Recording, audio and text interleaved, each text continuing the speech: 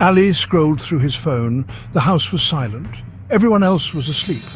He glanced at his clock. 11:57 p.m. Almost time for bed. He started to get up, then paused.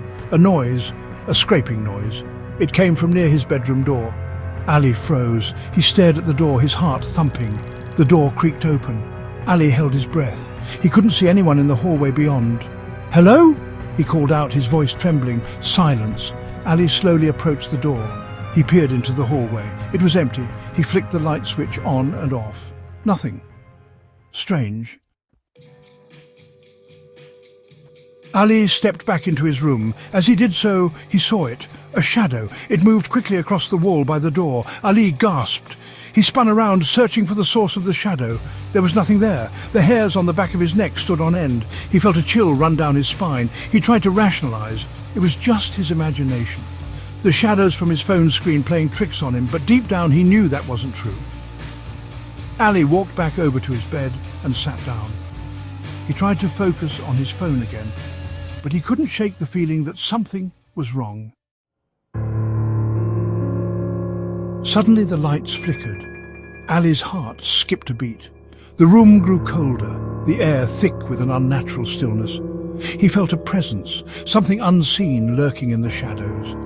He heard it again, a whisper, faint and indistinct, but definitely there. It seemed to come from the corner of his room, shrouded in darkness. He strained to make out the words, but they remained just out of reach. Fear coiled in his stomach. He wanted to scream, to run, to do anything but sit there in the oppressive darkness. But his legs felt like lead, his voice caught in his throat. He fumbled for his phone, his fingers shaking. He had to call for help, to tell someone what was happening. But as he reached for the screen, the lights went out completely, plunging him into absolute darkness. Panic surged through Ali. He was trapped in the suffocating blackness, the whispers growing louder, closer.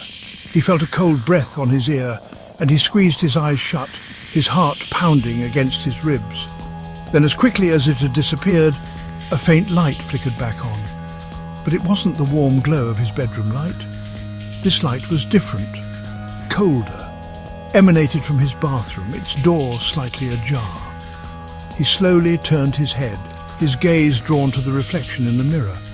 For a fleeting moment, he could have sworn he saw a figure standing behind him, its eyes glowing an eerie white. Then the figure was gone. He was alone again.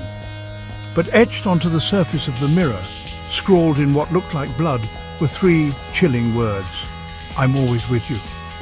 The lights flickered once more, then returned to their normal brightness, as if nothing had happened.